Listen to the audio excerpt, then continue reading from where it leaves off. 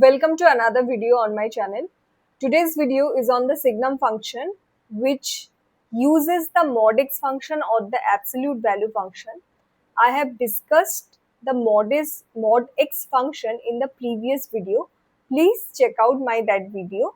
So let us now dive into the Signum function. So this is the form of Signum function. So it has mod x at the denominator and x at the numerator. So by using the properties of mod x function, here we can see that for x greater or equals to 0, mod x has the value x. So it gets, this Signum function gets the value x by x, that means 1. And for x less than 0, the mod x function has the value minus x. So this Signum function gets the value minus x by x. So it has the value minus 1. So ultimately what we have here, we have Signum function as y equals to 1 when x greater or equals to 0 and minus 1 when less than 0. So these are the things. Now we can plot any constant y equals to some constant like this. So let me write it down. So if we have y equals to some k, its graph is parallel to x-axis. On the other way, if we have something like x equals to k, then that graph will be parallel to y-axis. So since here we have y equals to 1 and y equals to minus 1, we will get curve which is parallel to x-axis. Now this y equals to 1 occurs for x greater or equals to 0, that means the left hand side of that means the right hand side of the x-axis, and here we have x less than 0 for y equals to minus 1, that means the left hand side of the x-axis. So first let me draw this part, which is this part. So suppose if we try to plot only y equals to 1, what it will give? It will give like this. So it will have this structure. This is y equals to 1. And for this part, for the second part, which is y equals to minus 1, we will have another structure like this. So we will have y equals to minus 1 like this. So this curve is the whole curve of y equals to 1, and this one is the y equals to minus 1. What we need here? We need here for x greater than or equals to 0, that means this part, we must have this curve y equals to 1. And what we have here? For x less than 0, we must have y equals to minus 1. So this part, this negative x-axis part is x less than 0. So there we must have this part. So for positive part, we must have this part, and for the negative part, we must have this part. So it gives us this function here. So this is the graph of y equals to mod x by x, or the Signum function. So this is Signum function. And also see that, okay, so let me first write it down. This is y-axis, and this one here, this one is the y-axis. So this part is y equals to 1 and this part is y equals to minus 1. So here see, I have used a semicircle. So when we use semicircle, that means there the function is open. Okay, so that if we consider something like some interval like this, 0 to infinity, so that interval will be denoted by this solid curve, solid circle. But for something like this is a open interval, so semi open interval or open interval, for that we will use the notation of semicircle. So let me write it down. So something like closed A to something, suppose B, we will use this notation at A, and if we have something like this, that means it is open at the side of A, at A. Okay.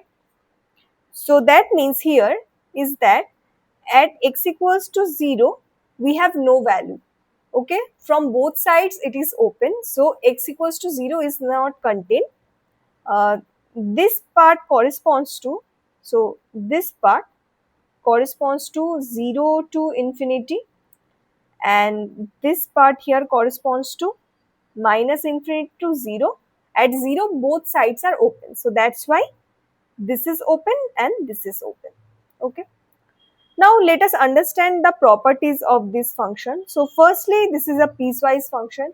So it is obvious from the definition that it is a piecewise function, as for x greater or equals to 0 we have one value, and for x less than 0 we have another value, and at x equals to 0 we have no value. Okay, so at x equals to 0, not x greater or equals to 0, for x equals to 0 we have one value, less than 0 we have another value, and 0 no value. Next is domain and range. So as I have mentioned that the domain is r minus 0. So that is the case here too, that x equals to 0 cannot be included in the domain. So if we put x equals to 0, that will give mod x by x, that is 0 by 0. So this is indeterminate form. So we cannot use 0 as a input. Other than 0, we can use any other function, any other value. Also, the range is this minus 1 and 1. Obviously, there are two values. One is 1, another one is 1 plus minus 1. Next, it is an odd function. So for odd function, what happens? So here we have fx equals to mod x by x. If we take f of minus x, here we will have minus x, minus x. Also, mod of x and mod of minus x are same. So it will give mod x minus x. So it is ultimately mod x by x, which is minus of fx. So that means f is odd function.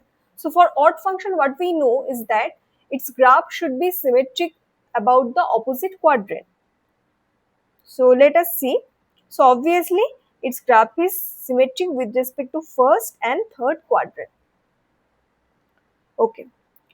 Next, it is an important property, that is it does not have any limit at x equals to 0. So this property translates to limit x tends to 0 mod x by x doesn't exist.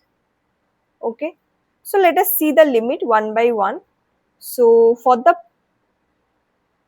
positive side, that is 0 plus mod x by x. So at 0 plus mod x has the value x.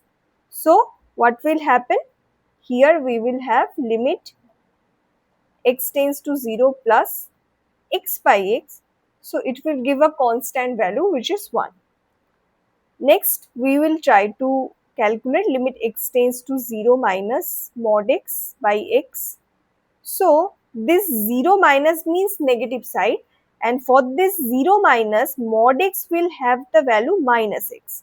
So if we put the value here, we will get limit x tends to 0 minus x by x. So this gives the value, again a constant value, which is minus 1.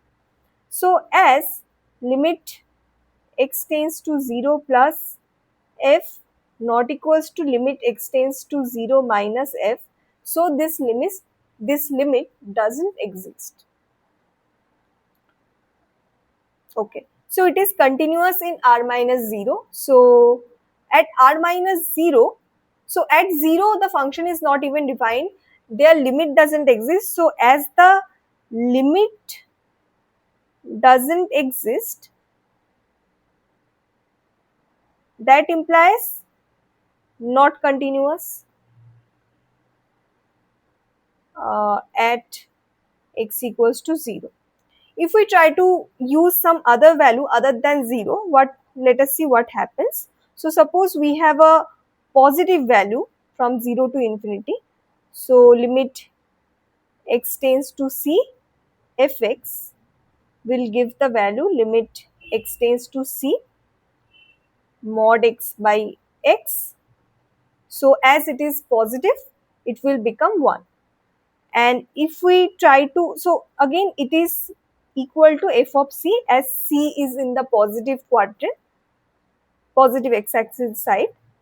Next for, so as these and this are equal, so the function is continuous at c. Next for the minus infinity part, for the minus infinity to 0 part, similar thing will occur. So limit x tends to c fx. So limit x tends to c mod x by x. Now as c is negative, c lies here, so c is negative. So mod x must have the value minus x. So it will give here the value minus 1. Again, as c lies in the negative side, so it must be equal to fc. fc must be equal to minus 1. So again the function is continuous. So function is continuous at every point in its domain. Next, the function is differentiable in r minus 0. So suppose we take some, okay, so let me write it down. Fx is mod x by x. We have c. So let me first write down the limit that is required for finding out the derivative, x minus c. So it will have limit x tends to c mod x by x mod c by c x minus c. Okay, now if c greater than 0, what happens? This is actually f dash x or f dash c. So then in that case, f dash c will be limit x tends to c.